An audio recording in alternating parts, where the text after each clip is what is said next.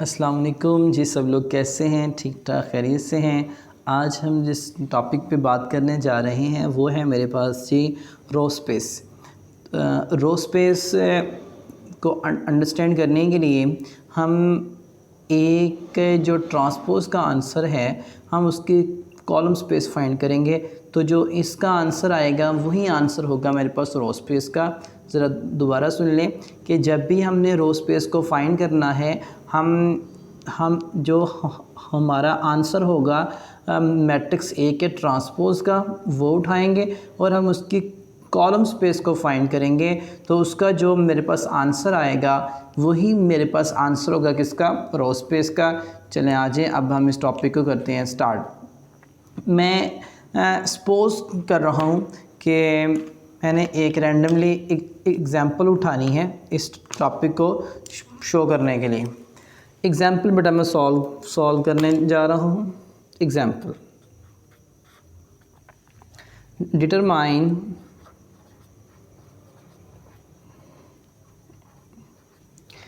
determine the row space,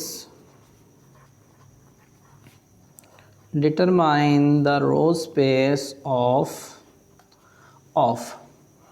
मैं एक matrix A लिख रहा हूँ, ए मैट्रिक्स इस टाइप का कि जी जिसमें मेरे पास है 3 5 7 4 3 8 5 4 6 2 3 2।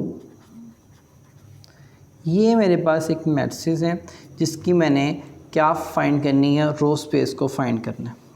ठीक है जी, चलें आ जाएं, अब हम करते हैं अपने क्वेश्चन को सॉल्व। सबसे पहला काम जो हम करेंगे, हम क्या करेंगे, हमने कॉलम स्पेस फाइंड करनी है किसकी? ए के ट्रांसपोज की। ठीक है, इट्स मीन कि हमने कॉलम स्पेस फाइंड करनी है किसकी? ए के ट्रांसपोज की, जो किसके इक्वल आएगी? जो इक्वल आएगी मेरे पास स्पैन ऑफ कॉलम ए के ट्रांसपोज के। ठीक है, अब ये जो स्पैन होगा, स्पैन क्या होता है मेरे पास?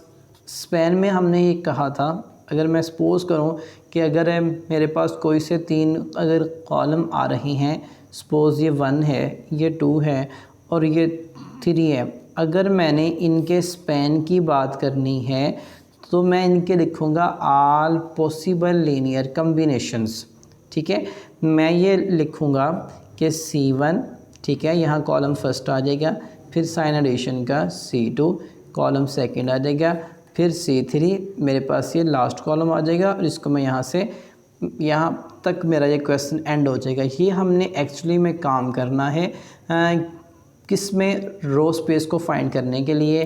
क्या मेरे पास मेथड है? ज़रा दोबारा देख लें कि मैंने किसी को जब रो स्पेस को कुछ शो करना है कि क्या ये मेरे पास रो स्पेस है कि नहीं है, मैंने उस मैट्रिक्स ए का जो ट्रांसपोज है उसकी मैंने कॉलम स्पेस फाइंड करनी है, और जो उसकी मेरे पास कॉलम स्पेस होगी वो किसके इक्वल होगी?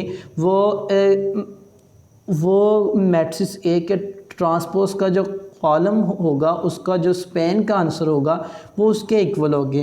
तो अगर हम इसके स्पैन की बात करें तो अगर हम माने कि मेरे पास कोई 3 ऐसे वेक्टर्स आ रहे हैं जिसकी वजह से ये जो मेरी जो कॉलम ए के ट्रांसपोज की स्पेस जनरेट हो रही है, तो इसका मतलब ये है कि हमने उनके ऑल पॉसिबल कम्बिनेशंस लिखने हैं। तो जब हम वो कम्बिनेशन लिख लेंगे तो वहाँ पे जाके ये हमारा क्वेश्चन क्या हो जाएगा? एंड हो जाएगा। चलें आ जाएं, अब हम इस टॉपिक को स्टार्ट करते हैं। मैंने मैट्रिक्स ए उठाया था। ठीक है, मैंने मैट्रिक्स ए उठाया जो कि था मेरे पास क्या? जो कि था मेरे पास 3 5 7 4 3 8 5 4 6 2 3 एंड 2। ठीक है, तो मैं डायरेक्ट अब इसके सॉल्यूशन से स्टार्ट कर रहा हूँ। मैंने सारा आपको पहले मेथड बता दिया, इसमें हमने क्या काम करना है, ठीक है। तो taking transpose on both side, then ये मेरे पास क्या बनेगा जब मैं इसका ट्रांसपोज फाइंड करूँगा, तो मेरे पास ये बनेगा ए का ट्रांसपोज फर्स्ट रो फर्स्ट मेरे पास कॉलम बन जाएगा, सेकंड रो मेरे पास सेकंड कॉलम बन जाएगा, मेरे पास थर्ड रो मेरे पास थर्ड कॉलम बन जाएगा, मेरे पास 4 रो मेरे पास 4 कॉलम बन जाएगा। ये है मेरे पास ये ए का ट्रांसपोज का आंसर। इसकी हमने कॉलम स्पेस फाइंड करनी है। तो बेटा आप जानते हैं कि जब भी हमने किसी की कॉलम स्पेस फाइंड करते हैं तो हम अपने मैट्रिक्स को कन्वर्ट करते हैं रिड्यूस एचेलॉन फॉर्म के अंदर, और वहाँ से हम इनके जो पाइवट्स कॉलम आते हैं वो उठाते हैं। वो जो पाइवट्स कॉलम्स आते हैं उनको हम लिखते हैं स्पैन वाले कॉलम में, और वहाँ से हम इनका बनाते हैं ऑल पॉसिबल लीनियर कॉम्बिनेशंस, और वहाँ पे जाके ये हमारा क्वेश्चन क्या होता है, एंड होता है, ठीक है। तो अभी मेरे पास ये मैट्रिक्स 8 का ट्रांसपोज वाला जो मैट्रिक्स है, इसको मैंने कन्वर्ट करना है रो रिड्यूस एचेलॉन फॉर्म के अंदर। किसको हमने कन्वर्ट करना है, रिड्यूस एचेलॉन फॉर्म के अंदर, रिड्यूस्ड एचेलॉन फॉर्म, ठीक है जी। चलें आ जाएं, अब हम इसके ऊपर फर्दर ऑपरेशन अप्लाई करते हैं इसको सॉल्व करने के लिए, ठीक है। तो अगर मैं ये कहूँ कि मेरे पास जो मैट्रिक्स ए आ रही है 3 4 5 2 5 3 4 3 7 8 6 एंड 2, मेरे पास ये एक मैट्रिक्स है। अगर मैं इसके ऊपर एक ऑपरेशन लगाऊं सिंपल सा, किस टाइप का, अगर मैं C1 में से माइनस करूं किसको, C2 को, ठीक है। अगर मैं C1 में से माइनस करूं किसको, C2 को, तो मेरे पास आंसर में क्या आएगा। मैंने किया जी C1 को माइनस किया C2 में, यही काम किया ना। तो ज़रा देखते हैं कि मेरे पास आंसर में क्या आता है। मेरे पास इसके आंसर में आएगा -1 2 and then -1 4 3 8 then 5 6 4 sorry 5 4 and 6 2 3 2 2 3 and 2, ठीक है जी। अब ये जो मेरे पास आंसर आया है, इसमें से अगर मैं क्या करूं कि अगर मैं इसमें से क्या क्या कॉमन उठाऊं, मैं -1 कॉमन उठाऊं किस में से, C1 में से, तो मेरे पास आंसर में क्या चीज़ आएगी, ज़रा फोकस कीजिएगा। मेरे पास आंसर में आएगा मेरे पास 1 -2 एंड 1, ठीक है। और बाकी मेरे पास कॉलम एज इट आ जाएंगे 4 3 8 5 4 6 2 3 एंड 2, ठीक है जी। इसके बाद हमने करना क्या है कि हमने 1 के नीचे इन दोनों को बनाना है 0। तो इन दोनों को 0 बनाने के लिए मैंने ये 2 ऑपरेशन अप्लाई किए हैं।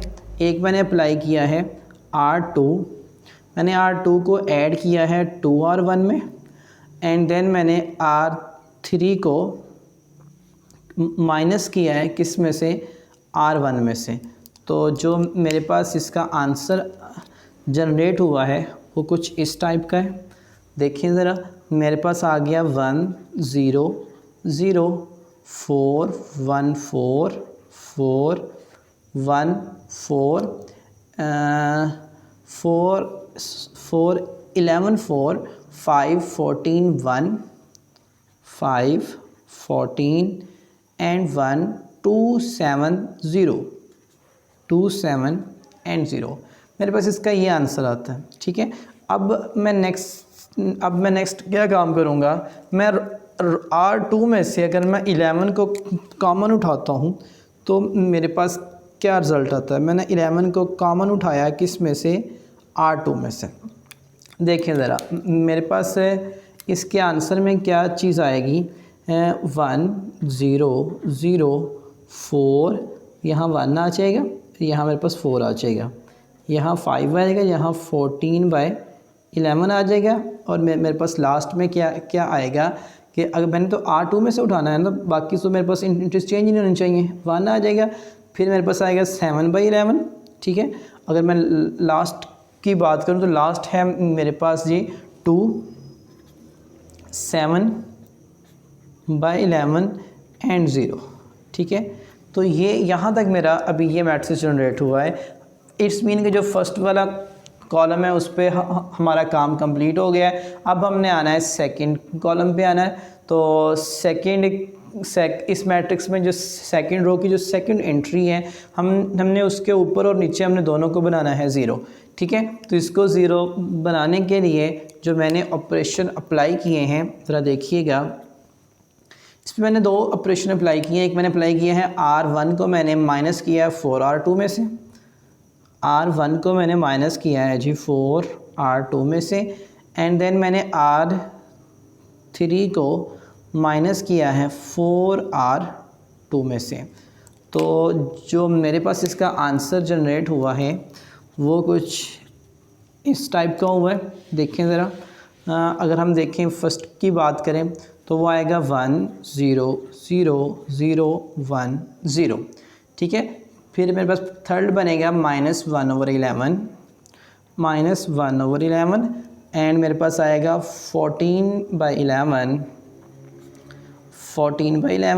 फिर आएगा -45/11 एंड देन मेरे पास बनेगा -6/11 एंड देन बनेगा मेरे पास 7/11 फिर बनेगा -28/11 तो ये है जी मेरे पास। अभी तक हमने काम किया है C1 और C2 के लिए। अब हम काम करते हैं जी C3 के लिए काम हम स्टार्ट करते हैं। अगर हम C3 की बात करें तो इस पे मैंने 2 तरह के ऑपरेशन अप्लाई किए हैं। C1 में से मैंने 11 को बाहर कॉमन उठाया है और मैंने C2 में से 11 को बाहर कॉमन उठाया है। अगर मैं देखूं तो मैंने 11 कॉमन उठाया है किस में से, C1 में से, और मैंने 11 कॉमन उठाया है किस में से, C2 में से। तो इसका जो मेरे पास रिज़ल्ट आया है वो ज़रा देखिएगा। मेरे पास रिज़ल्ट कुछ इस टाइप का है। देखें ज़रा, इसमें मेरे पास रिज़ल्ट में क्या चीज़ जनरेट हुई है, 1 0 0 0 1 0 and then -1 14 and -45, -1 14 -45 and then minus का 6 7 एंड माइनस का 28, ठीक है जी। मेरे पास ये रिज़ल्ट आया है। अब हमने क्या करना है, हमने ये जो मेरे पास लास्ट वाली एंट्री आ रही है -45 वाली, इसको मैंने 1 बनाना है और मैंने इसके ऊपर क्या लेके आना है, 0 लेके आना है। तो मैंने एक ऑपरेशन अप्लाई किया है इसके लिए। देखिएगा ज़रा, मैंने R3 में से -45 को बाहर कॉमन निकाला है। मैंने -45 में कॉमन निकाला है किस में से, R3 में से।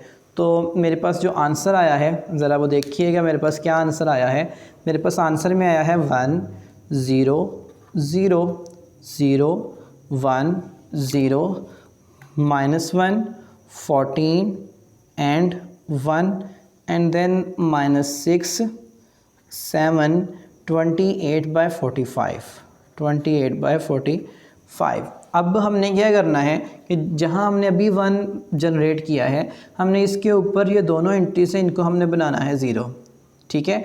तो अब हम इसके ऊपर नेक्स्ट ऑपरेशन लगाते हैं और हम अपना आंसर फाइंड करते हैं, ठीक है बेटा जी। देखिए ज़रा, अब हम क्या करेंगे। मेरे पास अभी जो मैट्रिक्स बेटा जनरेट हुआ है वो कुछ इस टाइप का था, 1 0 0 0 1 0 -1 14 एंड 1 -6 7 एंड 28/45। ठीक है जी बेटा, मैंने इसके ऊपर दो तरह के ऑपरेशन अप्लाई किए हैं। ठीक है, एक बच्चे मैंने ऑपरेशन अप्लाई किया है,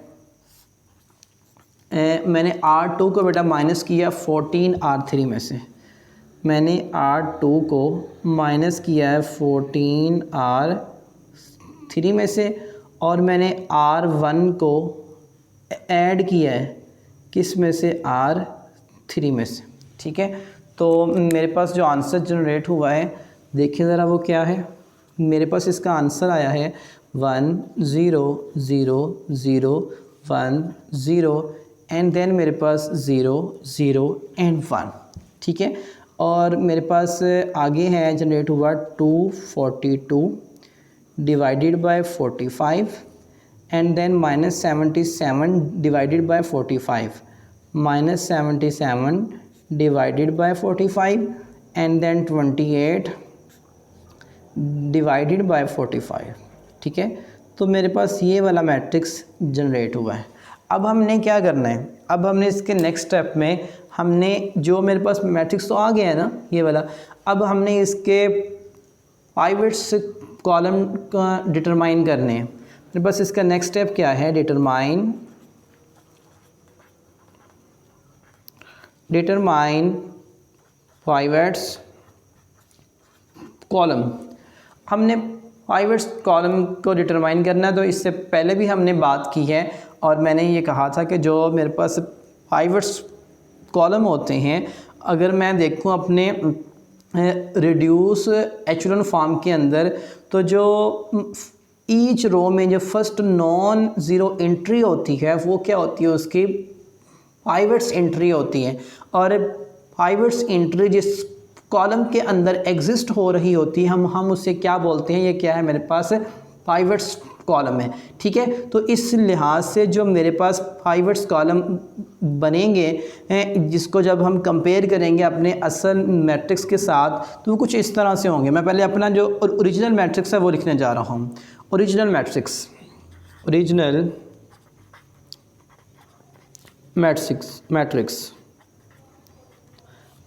मैट्रिक्स था मेरे पास ए के ट्रांसपोज वाला, वो ये था मेरे पास, वो था जी मेरे पास 3 4 5 2 एंड 5 3 4 3 7 8 6 2। ये था जी मेरे पास इसका असल ओरिजिनल मैट्रिक्स। अब इसमें हमने फाइंड करने हैं पाइवट्स कॉलम। तो एक तो मेरे पास फर्स्ट वाला कॉलम आ रहा है, क्योंकि अगर मैंने कहा था कि रिड्यूस एचेलॉन फॉर्म के अंदर अगर हम देखेंगे तो जो मेरे पास ईच रो में जो फर्स्ट नॉन ज़ीरो एंट्री है वो क्या होगी, मेरे पास पाइवट्स एंट्री होगी। और वो जो पाइवट्स एंट्री है वो मेरे पास जिस कॉलम में एग्जिस्ट हो रही होगी हम उसे क्या नाम देंगे कि ये जो कॉलम है ये क्या है, मेरे पास पाइवट्स कॉलम है। तो इस लिहाज से जो मेरे पास पाइवट्स कॉलम बनेंगे, जब हम इनसे कंपेयर करेंगे, एक तो मेरे पास बनेगा ये वाला फर्स्ट वाला, फिर सेकंड वाला एंड देन थर्ड वाला। तो जो मेरे पास इसके पाइवट्स कॉलम बनेंगे वो कुछ इस टाइप के बनेंगे। पाइवट्स कॉलम देखें ज़रा, एक तो है जी मेरे पास कौन सा 3 5 7, ठीक है, एंड देन है 4 3 8 एंड देन है मेरे पास ये 5 4 एंड 6। ये है जी मेरे पास क्या बोला, पाइवट्स कॉलम। अब हमने क्या करना है, अब हम अपनी कॉलम स्पेस लिखेंगे। फिर अब ये जो मेरे पास तीनों के तीनों आएंगे, ये किसके अंदर आएंगे, ये मेरे पास कॉलम स्पेस के अंदर आएंगे। ठीक है, इसको हम कुछ इस वे में लिखेंगे। हम ये कहेंगे क्योंकि मेरे पास जो है कॉलम स्पेस ऑफ ए का ट्रांसपोज इज़ इक्वल टू मेरे पास किसके इक्वल आएगी, स्पैन ऑफ, किसके स्पैन में, ये हम तीनों उठाएंगे और हम इसको एक सेट के अंदर लिख देंगे। ठीक है, इस तरह से 4 3 8 एंड देन लिखेंगे जी 5 4 एंड 6। ठीक है, ये सब मैंने लिख दी है एक ही कॉलम के अंदर। और अब ये क्या है, इसकी मेरे पास बेसिस बन गई। ये क्या कर रहे हैं, इसको स्पैन कर रहे हैं। ये क्या कर रहे हैं, इसको स्पैन कर रहे हैं। अब ये स्पैन क्या है कि इसको हम इसके लीनियर कॉम्बिनेशन में लिख सकते हैं। फॉर एग्ज़ाम्पल अगर मैं इसको इसकी असल फॉर्म में लिखूं तो वो कुछ यूँ बनेगा मेरे पास C1 3 5 7 plus C2 4 3 8 plus C3 5 4 and 6। ठीक है, ये जो मेरे पास अभी जो मैट्रिक्स जनरेट हुआ है इसमें जो C1 है मेरे पास हम कह सकते हैं C1 C2 एंड C3।